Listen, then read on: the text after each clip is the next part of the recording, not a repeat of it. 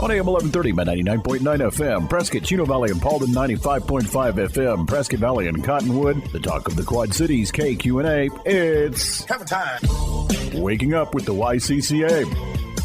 Hammer Time is brought to you by Lawhorn Plumbing, Verde Valley Alarm Services, Prescott Home Safety, Greenlee Designer Services, Get Right Mitigation, Franklin Plumbing, The Blind Brothers, Made to Order, Vicente Landscaping, Barrett Propane, and Badger Roofing. And now from the studios of KQNA, it's Hammer Time, Waking Up with the YCCA. Here's the Executive Director of the Yavapai County Contractors Association, Sandy Griffiths. Good morning, Prescott. Welcome to Hammer Time, brought to you by Yavapai County Contractors Association. You normally hear, instead of my voice, I'm Mike Enders, by the way. Normally you're listening to Miss Sandy Griffiths, our executive officer, but as you're probably aware, she's had a little bit of an issue with her Achilles heel, including an operation and soft casts and hard casts. And this morning, she happens to be down in the valley getting the hard cast removed. So she'll be up and running, pun intended, in no time at all. So we will look forward to her coming back next weekend. Next weekend, by the way, I will be out of town, so we're just going to flip-flop, and she'll be handling the program solo as I am today. So we appreciate your willingness to stay with us, and I think my engineer has something to say. What happens when she doesn't show up and you don't show up? Boy, you've got a real problem because you're going to have to do the program by yourself. How much does it pay? Yeah, well, we need to talk about that off air. Oh, okay. But I'll give you a clue. I'll have my people call your people. It's not much. But before we take our first break, I just wanted to reflect back on last week's program, in which Sandy was here, and we had Summit 4x4 here talking about the Trails for Tatas. And I just wanted to pass on that their Tuesday event at Culver's in the evening, I went by to support that, and it was jam-packed. They had tons of people there, so we were glad for that success. And then, of course, on Saturday they had the 4x4 runs, lunch, and then the auction. And, of course, all those proceeds were to help defray the breast cancer issues here in Prescott. So that money stays local, and they've done a great job. Anxious to hear with their final tally, but I know they were hoping to close in on $100K for this year. So we hope that they had a successful auction and turnout. So without any further ado, we've got a great program lined up for you this morning. I think I'll just kind of tease you a little bit and say that I think most listeners have a fireplace, potbelly stove, wood-burning stove in their residence, and this will be a program that's of perfect interest for you. So without any further delay, we're going to take a quick break. Again, you're listening to Hammer Time, brought to you by Yavapai County Contractors Association. And we're happy to be airing on Talk of the Quad Cities, KQNA 1130 AM, 99.9 FM, and 95.5 FM. So please stay tuned for some great messages from our ever so valuable sponsors. We'll be right back. You're listening to Hammer Time, Waking Up with the YCCA, a presentation of the Yavapai County Contractors Association. Once again, here's your host, Sandy Griffiths. Good morning, Prescott. Again, my name is Mike Enders. Welcome to Hammer Time. Sandy is not going to be here this morning because she's getting her cast removed down in the big city of Phoenix, but she will be joining us next week. But it's my pleasure this morning to be able to interview and share with you Prescott Home Safety, LLC, Mr. Jeff Archer, the owner. Welcome to Hammer Time. Thanks, Mike. It's good to be here, and appreciate you. You betcha. And you've been with us before, but a lot of people probably are, if they were listening to the previous programs, need to rehear some of the information that you bring to the table on chimneys and dryer vents, wood-burning stoves, wood-burning fireplaces, gas fireplaces, etc. So without further ado, I'm just going to let you share with our folks a little bit about what your company does. Yeah. Well, to get into it, just a little bit about myself first. I was born and raised in the Prescott area, born at Bi-Regional Medical Center back in 1984. Been here all my life. Hold on, folks. We've got a native amongst us. Yeah, there's not too many of us left. But, so once I graduated high school, got into the fire service, and I've been a full-time firefighter. I guess I started in the fire service back in 2003, so a little over 2 decades I've been doing the firefighter thing.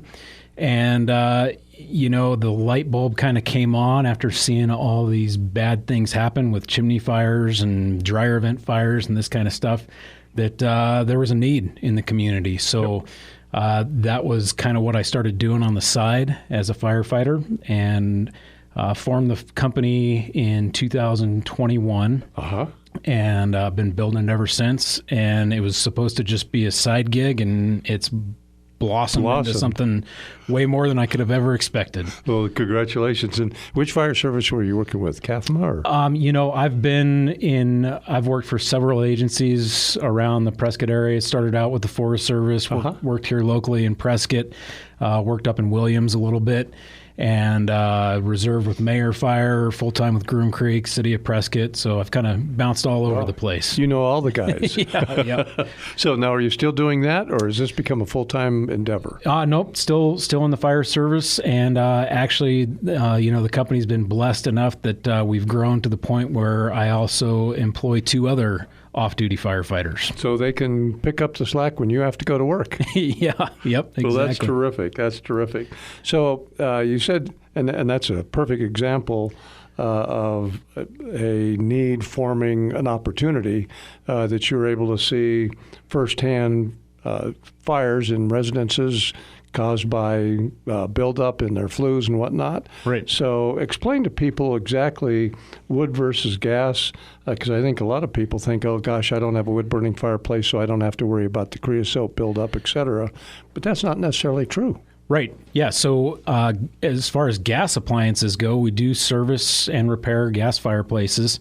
But with those units, all the major manufacturers say that they should be serviced annually.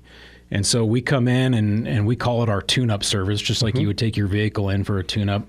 We'll come in and go through the whole unit and check all the major components that do wear out. We also check for gas leaks, carbon monoxide leaks, that kind of stuff, just to make sure the unit is 100% safe for the winter months. Then the other thing to think about is that the gas company also says that all major heating appliances should be serviced annually. So a lot of people automatically think to their furnace in their house, but the gas company also says that those fireplaces should also be taken care of. Absolutely, because gas is indiscriminate. It doesn't matter whether there's a leak at the fireplace or a leak at the stove oven or range or at the furnace. A leak is a leak, and it's going to be deadly. So that's one of the things that you guys cover when you come out, is taking a look at that gas appliance for the fireplace. Right. Yep. Cool. Yep. So then let's move into the wood issue. Oh, boy. Lots of issues with the wood burners. Whole different ballgame. Yep. So, the big thing that people think about with wood-burning appliances is the chimney fire, right? So anytime that wood burns, all that smoke that's going up the chimney contains a bunch of little particles of smoke, which builds up on the inside of the chimney, and we call that creosote. And creosote buildup can be dependent on so many different things. The quality of wood probably being the number one issue.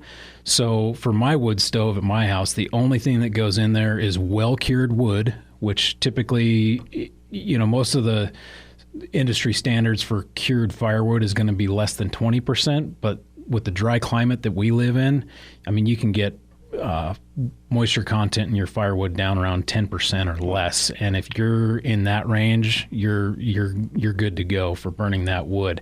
But the other issue is the species of wood. So the only thing that goes in mine is oak and juniper. I don't ever burn pine. I do have lots of customers that burn pine. You just have to be mindful that you're going to need more routine maintenance with pine. than any of the other species like elm and eucalyptus and things like that. They really can create some problems inside of that chimney and create more creosote buildup. So how often, for example, if you're burning oak, which is cleaner burn, and someone is burning eucalyptus or pine, what's the difference in buildup times? For example, should they be looking every 6 months? Well, it's more, time frame is less of an issue as compared to quantity of wood. Gotcha. And so the general rule of thumb is regardless of what type of wood you're burning, every cord of wood. And for those listeners who don't know what a cord is, it's a measure of volume, and it's 4 feet by 4 feet by 8 feet. So if you have a stack of firewood in your backyard that measures 4 foot by 4 foot by 8 foot, that's a cord. Gotcha. And so the general rule of thumb is every cord of wood, you need to look at getting a cleaning done. But I've had some customers go through 2 cords of wood and had hardly any buildup inside of their chimney. And that's because they were burning that good quality dry wood, that oak, that juniper that was less than 10% moisture content. Gotcha. You know, and going through a cord of wood, again, it depends on lifestyle and how much somebody's using it. But if they're depending, especially if they're depending on their fireplace for their heating and the structure, you can go through a cord pretty quickly. Yeah, absolutely. If it's your primary heat source, absolutely. And if it's a absolutely cold winter, you're going to be going through it for sure. So now the other thing that, from a wood burning standpoint, do you run into many wood stoves and or potbelly stoves out in the outlying areas? Yeah, I would. Well, even in town, we're seeing a lot of freestanding wood stoves, is what we call them. And I would say out of the wood burning units that we're servicing, I would say probably over 50% of them are freestanding wood stoves. Yep. So also some people have propane heaters. And of course, they have to have the exhaust stacks also. How does the propane heat as far as cleaning for stacks? Is that necessary? As far as, just to make sure I understand the question, are you talking about like a furnace or like a hearth appliance? I'm talking about a hearth appliance. Yeah, so really there's not a lot of difference between natural gas and propane. Gotcha. Those units do have to be designed specifically for the fuel type. So you can't, for example, install a natural gas hearth appliance into a home that's serviced by propane. Gotcha. The gas pressures are different, but most of the manufacturers will make conversion kits to go either to natural gas to propane or vice versa. And I know back east they have oil burning furnaces. I don't think I'm aware of those being out here. Do you ever run into that? The only 2 times I've seen oil burning appliances are in automotive shops, and it's where they're using the used motor oil to heat the shop. Interesting. And they do make used motor oil burners specifically for using that fuel type. Learn something new every day. I had no idea that's that would be combustible, so to speak. So, well, that's terrific. Well, we're going to take a quick break here before we proceed because we've got a lot more information to share. Again, you're listening to Hammer Time, brought to you by the Yavapai County Contractors Association. We're going to take a quick break, and we'll be right back. You're listening to Hammer Time, waking up with the YCCA, a presentation of the Yavapai County Contractors Association. Once again, here's your host, Sandy Griffiths. Welcome back to Hammer Time. We're having a great conversation with Mr. Jeff Archer, who owns Prescott Home Safety, LLC. Main method of their endeavors is cleaning of chimneys, dryer vents, etc. And we were just talking about some of the chimney issues that they've had. How many, since you're in the fire service, how often do we see chimney fires here in the Prescott area? Oh, I would say in those winter months we see throughout the Quad City area, it would not be uncommon to have 2 or 3 chimney fires a week. Really? Throughout, and that's throughout the Quad City area. During the peak of the burn season, I would say that's not unreasonable at all. Wow. Yeah. So tell people a little bit about what to expect, how to determine if you've got a chimney fire going on, what your best method of handling that is. other than calling 911. Right. Well, if you do have a chimney fire, you still do need to call 911. The fire crews need to come out and they need to check to make sure that that chimney fire was actually contained to the chimney and didn't extend into any other part of the house.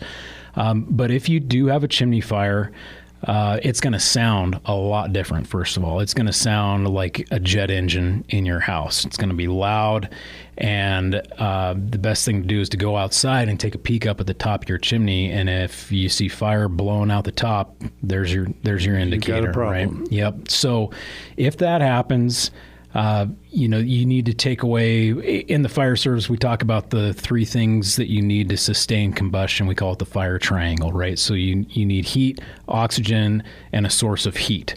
So if you eliminate one of those things, the fire goes out. So one of the things that you need to do is choke down the fire, turn down the air so that it can't breathe anymore. Another good option is to just take a pot of water or even just a cup of water, open up the firebox and throw that cup of water in there. It's going to convert to steam. All that steam is going to go up the chimney. Interesting. And snuff out the chimney fire. Very interesting. Yep. But definitely call 911. They're going to send at least one fire truck out there, if not more.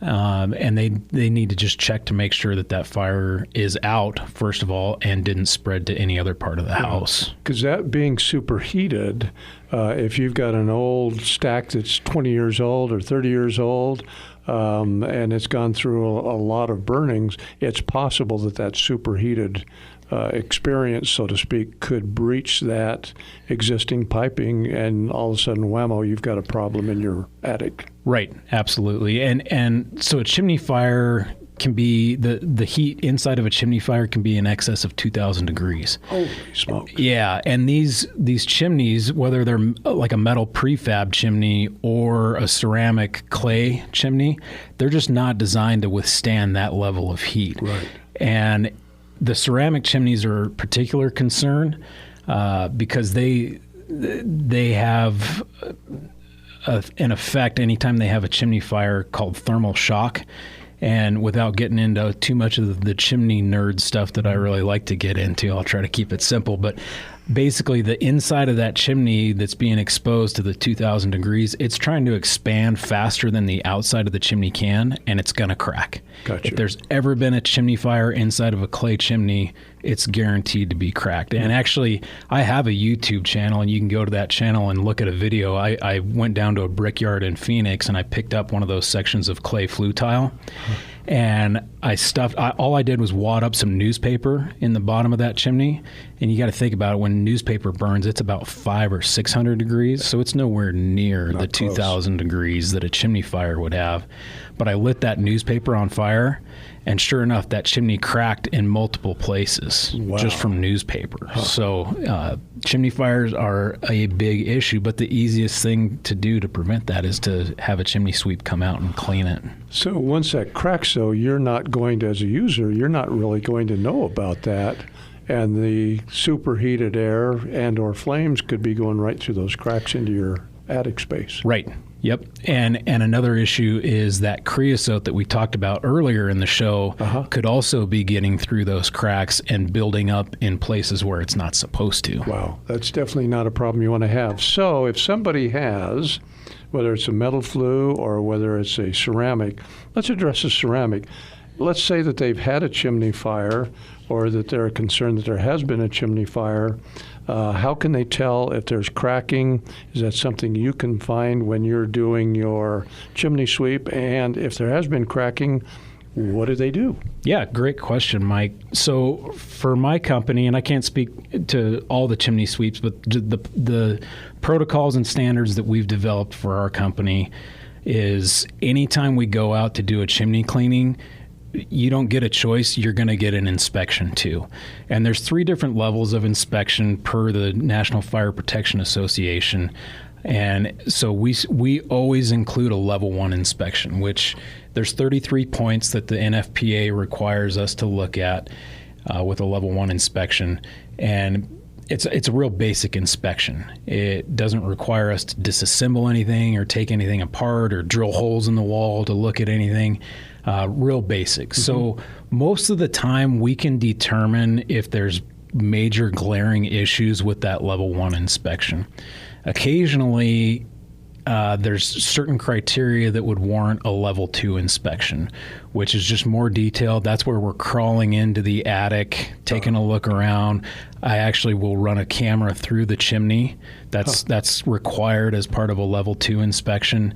We're crawling underneath the house into the crawl space if that's accessible. Sure. We're looking at a whole lot more stuff as part of the system to make sure that there aren't any of those hidden issues that sometimes come up. But if they have a ceramic chimney and I'm out there doing a level 1 inspection, typically when I get up on the roof, I can tell, I can just shine a flashlight down there and see those cracks in the chimney liners. And I'm trying to remember, I think on my website, I've got some of those pictures of those cracked ceramic tiles. Okay. Yeah. So if you do perform your level 1 on a ceramic and you look down the chimney and you see some cracks, does that in itself then take you to the next level, mandatory? Not necessarily, because right away we know, hey, we've got cracks, there's a problem. Okay. Now, if we start getting into repairs to fix those cracks, that's when I'm going to start I'm going to at least do a camera inspection. I may not do a full level 2 inspection. I call it a level 1 plus. Gotcha. That's where I'm doing my full level 1 inspection, but I'm also going to run a camera through the chimney just to make sure that there aren't any other issues. Okay, so I've got a ceramic liner in my fireplace. The house is 25 years old, and I bought it secondhand, so to speak, so I'm not the original owner. Mm-hmm. I know I haven't had any chimney fires, but I don't know if the previous owner did. Yeah. You crawl up on the roof and you look down and you say, gee, Mike, looks like we've got some cracks in our liner. What do I do at that point? Okay, great question. So you've got several options. Historically, the hearth industry would probably come in and they would knock out all those flue tiles and recommend installing a wood burning insert and running a flexible stainless steel liner up the chimney. Okay, so to knock out those ceramic tiles or liners, how do you do that without a lot of destruction? Well, there's going to be a lot of destruction. Gotcha. So basically they use rods that have almost like think of it like a bunch of little miniature wrecking balls on the end of a rod that's powered by a drill that spins, and it just pulverizes and knocks loose all those clay. Wow. It knocks them all apart and breaks them, and then they all fall down to the bottom of the chimney, and then you got to pick out all those pieces and pull them out. Yeah, it's a very involved job that is really not ideal. But I have a feeling that there may be another alternative. We've got options. And so we're going to get into that in just a second, and we're going to figure out how that Jeff and his crew will make it accessible for Santa come Christmas time. There you go. So we'll be right back. You're listening to Hammer Time, waking up with the YCCA, a presentation of the Yavapai County Contractors Association. Once again, here's your host, Sandy Griffiths. Good morning, Prescott. Mike Enders here with Bentry Custom Homes, interviewing Mr. Jeff Archer of Prescott Home Safety, LLC, on chimneys, dryer vents, etc. We'll get to the dryer vents in a second. In case you just joined us, Sandy is out of office today getting a cast removed, but she'll be up with us again next weekend. So we wish her a speedy recovery.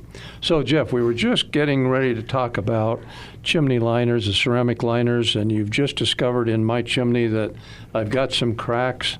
I need to address them, and my options are to eliminate the ceramic tiles by using the wrecking balls, which sounds pretty messy, and then coming back in with a chimney liner and a chimney insert.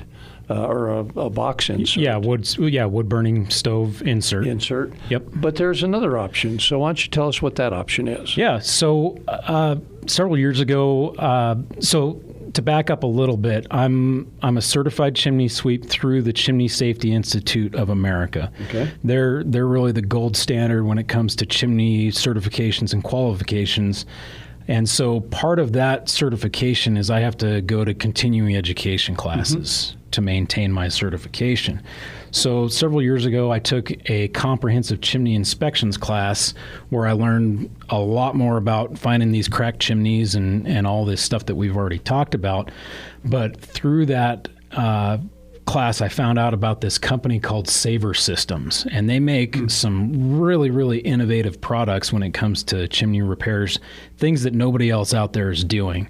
So I went through Saver Systems class to become a factory-trained company. Currently, I'm the only company in the state of Arizona that's factory-trained by Saver Systems. Yeah. And where's Saver Systems based? They're based out of Indiana. Gotcha. Yep, and a lot of their products are very popular on the East Coast and in California. But as far as the other Western states, for whatever reason, a lot of the chimney sweeps really aren't tapping into the services, or I guess the products that Saver Systems offers. So part of what Saver Systems does is they offer this product called Heat Shield, where it's a product that we can apply to the inside of one of these cracked ceramic chimneys, and basically it restores it as good as new. And any of the listeners can, if they have a cracked chimney, they know they have a cracked chimney or they're worried about it, there's lots of stuff on YouTube and the internet. All you have to do is search Saver Systems Heat Shield, and there's going to be tons of information out there and pictures for you to look at. But one other thing to talk about that's worth noting with this Heat Shield reline system is a lot of times the ceramic chimney liners get what's called level 3 creosote. And we talked about creosote a little bit, and so there's 3 levels of creosote. Level 1 creosote is the stuff that any chimney sweep should be able to deal with, no problem. We come in, it's light and fluffy, we just brush it out, and you're nice and clean, ready to go. Level 2 creosote is when it starts getting a little bit shiny, a little bit crunchy, has been exposed to some higher heat, but hasn't quite had a chimney fire, but it's ready for a chimney fire. Gotcha. You definitely can still remove level 2 creosote with just a conventional sweeping, but you need to get it done, because if you don't, you're going to be having a chimney fire soon. Level 3 creosote is typically after the chimney fire, and it's all that level 2 creosote that's burned, and it's gotten kind of tarry and gooey. It's liquefied, but it's re-hardened. So what happens is when that chimney fire is happening, all that creosote gets liquefied, and it soaks into the clay flue tile. Yeah, so I can't apply a Heat Shield reline if there's level 3 creosote that is soaked into those clay flue tiles. So we've gotten trained by Saver Systems to apply another product called Poultice Creosote Remover, and it's actually a chemical treatment that we apply to the inside of that clay flue tile, and we let it sit for about 4 days. 96 hours is minimum what we need to let it sit for. And it actually, through a chemical process, leaches, basically sucks out that level 3 creosote, and so we'll be left with a perfectly clean chimney after applying that Poultice Creosote Remover. So does that just end up pulling out and liquefying to where you can brush it, or does it take care of it by itself? Well, so the Poultice Creosote Remover, we call it PCR because we like things simple, so we keep it short. So when we apply the PCR, it's almost like a thin pudding consistency when we apply it, and we can apply it with a special applicator sponge to the inside of the flue tile, but we can also apply it with a drywall texture gun to the inside of the firebox and the inside of the smoke chamber. So we can cover all parts of the system with the PCR.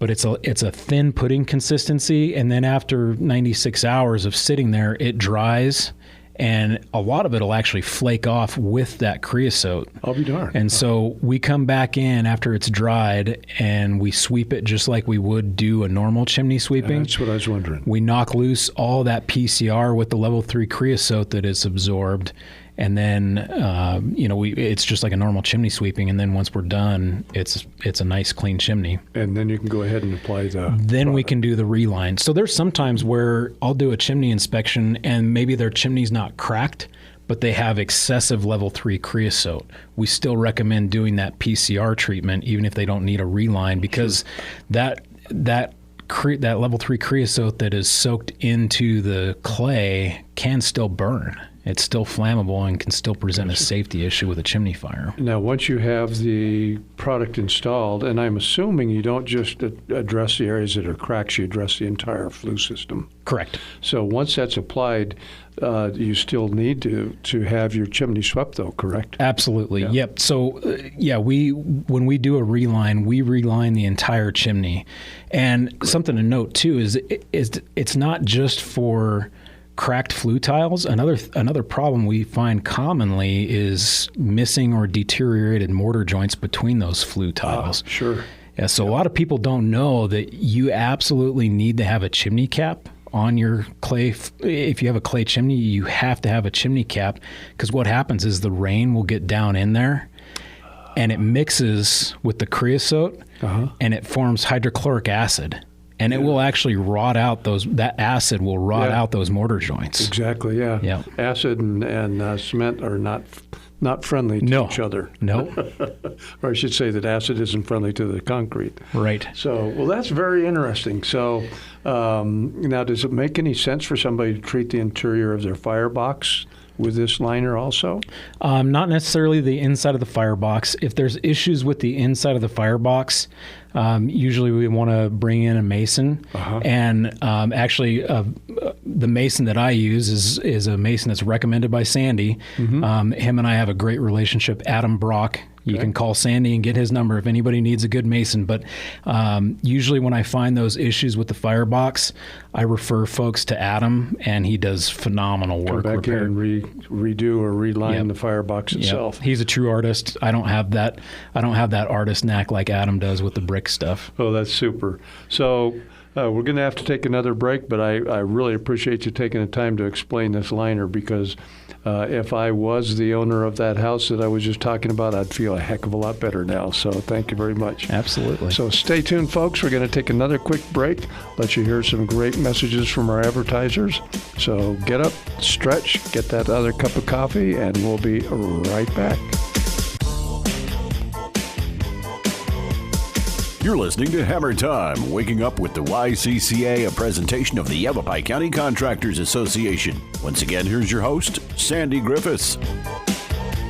Good morning, Prescott. We're again having a great conversation with Mr. Jeff Archer, who is the owner of Prescott Home Safety, LLC. And they are experts, licensed, bonded, and insured to fight fires in chimneys, also in dryer vents, which we haven't covered yet. So why don't you segue over to the dryer vents, unless is there anything else that we wanted to talk about with the chimneys? Oh, I could talk about chimneys all day, Mike. Yeah, the chimney stuff is ongoing. There's some other repairs and things that we can talk about with the chimneys, but we can if you want to make sure we cover dryer vents, we can definitely get into that. And but a good point. And before we switch to dryer vents, my mistake. One of the things we were just talking about off air was the spark arresters. Sure. So why don't you get into what's required by code, what's not required by code, and what you folks can do, because you can implement those repairs. Right. So a spark arrestor is typically included in the chimney cap. And a chimney cap should be on every single wood-burning appliance. In the chimney inspection classes that I've taken, they teach us that water is a chimney's worst enemy. Water will ruin a chimney faster than anything else. And it's kind of that thing that goes unseen with the water damage. But speaking of the spark arrestor specifically, it's not required by code. The International Residential Code requires that there be a cap, but it leaves the spark arrestor up to the local authority having jurisdiction. So the county or the city building authority, they're the ones that get to determine if they want to make an amendment to include spark arresters in the code or not. To my knowledge, none of our local AHJs have included spark arresters in the code amendments. Now, should you have one? Absolutely. I think everybody should have a spark arrestor on their cap. because our gutters get full of pine needles and leaves and things like that, and all you need is one little ember to sneak its way out of your chimney and land in a gutter full of pine needles, and now we've got a much bigger problem. Yeah, it surprises me because as we were also talking off air, one of the concerns with fire prevention is to make sure that if you've got attic vents and screening, first of all, you need to have screening behind those vents to keep embers from coming into your attic. And the size of those screenings have been reduced from 1/4 inch to 1/8 inch. Oh, okay. The whole idea is to keep those embers out of your attic. But yet we're not protecting those embers from coming through sparks out of your fireplace, which just amazes me that we don't require that. Yep. Yeah, we have codes to keep sparks from coming in the house, but from a wildfire, but nothing to keep the sparks from flying out into the woods. And as you said, especially for these houses that are out in the more heavily forested areas, there's, no matter how diligent you are about keeping the pine needles and pine cones out of your gutters, there's more than likely always going to be some pine needles on your roof, and those sparks love dried pine needles. They absolutely do. And another thing to think about too, Mike, with the spark arrestor is it's not just a spark issue, it's also an animal issue. So by putting a screen spark arrestor on your cap, we're going to keep those critters from getting down inside your chimney. And in fact, just yesterday, we went out to a property and installed a spark arrestor for a customer because he was telling me that he kept getting birds inside of his fireplace. Yeah, whether it's birds or squirrels or what have you. So, that's very discerning for somebody to be sitting in their family room. All of a sudden they hear the flapping of a bird who can't get back out. And then they make the call and say, what do I do? How do I get this bird out of here? So, spark arrestor is a great idea for not just the sparks, but for multiple purposes. Right. Yep. Back on the topic of water problems with our chimneys, earlier I was talking about the company Saver Systems with the PCR treatment and the heat shield reline, but we were also carrying a lot of their products specific to dealing with leaky chimneys. And a few of those products, just to mention, we can come in with a elastomeric coating for chimney crowns that are cracked to reseal those crowns. Sometimes the crowns, and for those who don't, when I say crown, if they don't know what I'm talking about, that's basically the very top of the chimney, the masonry part of the chimney that is basically the cap, not necessarily the cap for the chimney pipe, but the cap for the whole brick chimney. And that should, the way I'm sure that it got its description as far as a crown, is that it's built up to where it will drain water from the center out towards the outer edge. Yeah, it's supposed to shed water onto the roof or off of the house, but oftentimes, especially here in downtown Prescott, we've got some of these houses that are 50 to 100 years old, and those crowns are cracked. They're in really rough shape. If it's really bad, then we've got to come in, we've got to pull the whole crown off and re-pour a new one out of concrete. But if it's just got a few not necessarily hairline cracks, but a few cracks, maybe up to 1/8 of an inch wide, we can come in with this crown coat, reseal that thing, and get at least another 10 or 15 years out of that crown. And I'm sure that's one of the things that you do as a normal chimney investigation, and when you're doing your sweeping, is you look to make sure that all your collars are properly installed, that there's not a missing collar to where there's a gap going down, etc. Yeah, in fact, on my chimney inspection checklist that our company uses, there's a weather resistance category where we've got probably about a dozen different things that we look at to make sure that chimney is going to keep the weather out. Perfect. So now I've got to segue over to the dryer vents. Yeah, let's talk dryer vents. I know that's another issue that can certainly be a problem for people. So tell us what the procedure is with the dryer vent, because in many respects, some of the brushing is almost similar to the fireplace. Right, yeah. It's instead of cleaning creosote out of a chimney, we're cleaning lint out of a dryer vent. Very similar tools. We do have some other things in our toolbox for dryer vents. specifically air-powered equipment. So, a lot of plumbers will use a tool called a reverse jetter. Some people have seen it, but basically it's a tool that goes into a sewer pipe and spins around and blows high-pressure water backwards to blow out clogs in a sewer drain. We have a similar tool that goes into a dryer vent, but it's 100% air-powered. And we've got big, gigantic gas-powered air compressors on all of our trucks that pumps high-pressure air into these dryer vents, knocks all that lint loose, and blows it right back out at us. And we do that cleaning from the outside. So the nice thing about our service is we can come into somebody's property and we do an inspection behind the dryer, but we do our cleaning with that air-powered equipment from the outside so that the mess is outside and not in the laundry room.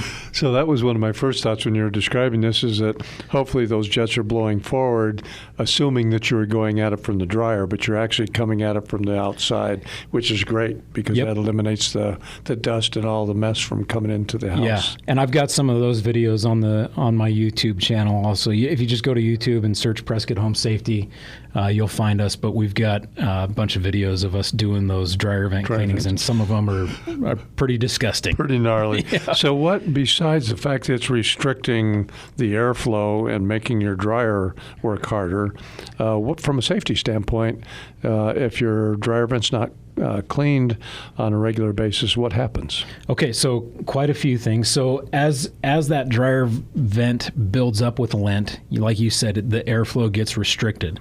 But what happens is that air and that pressure has to go somewhere. And so you'll have a bunch of little gaps and cracks inside of the venting in your dryer itself. And so what happens is all that lint starts building up on the inside of your dryer appliance. Oh, wow. Yeah, so that's where the heating element is, right? Whether it's a gas or electric dryer, you start getting lint that builds up on that heating element, and that's where your dryer fire starts. Gotcha. A lot of people think that it starts in the vent itself. Very rarely does the dryer fire ever start in the vent. It starts in the appliance. Due to the lint buildup, and it's building up in the appliance because the vent is clogged. So, interesting. Yeah. And then another thing that we find all the time because of people not getting routine cleanings is bird nests inside the dryer vent. Really? Birds love to nest in dryer vents, especially we'll get calls in the spring and early summer. People say they'll call up the office and they'll say, "Hey, my dryer's been fine, but all of a sudden this week it's taken me 3 cycles to dry my clothes." We go out there and we take a look, and sure enough, there will be a bird nest in there completely 100% blocking the vent. Wow. It's interesting because animals will find perfect places for refuge. And one of the things that we find in putting French drain systems in around the footings is when you lead that to the outside area so where it can drain, if you don't put a grate on that, pack rats, mice, rats love those things because they can get in there. They're protected. Great place for nests. The only problem is it ruins your concept of your whole drainage system. Right. And you mentioned the rodents, Mike. The same thing will happen with a dryer vent that's close to the ground. The bird nests, we typically get those when they're higher up off the ground. But I've found so many times where we get a dryer vent that's close to the ground and we end up with rodent issues. Interesting. Those little critters find a way. Where there's a will, there's a way. Jeff, we have to take a quick break. So again, folks, thanks for tuning in to Hammer Time. Hang tight because we'll be right back. You're listening to Hammer Time, waking up with the YCCA, a presentation of the Yavapai County Contractors Association. Once again, here's your host, Sandy Griffiths. Welcome back, Prescott, and thank you for tuning in this fine Saturday morning or Sunday if you didn't make yesterday's airing. We have had a great conversation with Jeff Archer from Prescott Home Safety LLC. Learned a lot about chimneys, what to do, what not to do, dryer vent cleaning, etc. And I want to turn it over to Jeff to make sure that you're able to contact him because everybody's going to need Even if you don't have a fireplace, you've more than likely got a dryer, so you can use his services. So, Jeff, why don't you share methods of contact with our audience? Yeah, best way to get a hold of us is to call the office. My wife is going to be the one talking to you on the phone. Her name's Erin. Phone number there is 928-771-6034. You can find us on the internet too, PrescottHomeSafety.com. We're on all the social media venues too, Nextdoor, Facebook, Instagram, YouTube. You're out there. We're all over the place. Yep, we make it so that people can find us easily. Well, that's terrific. And again, that phone number is 928-771-6034.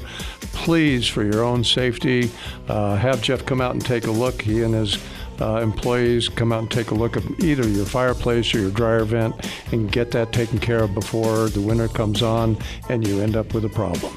So thanks again for tuning in to Hammer Time. Have a safe weekend, and we'll be back next Saturday. Bye-bye. Hammer Time.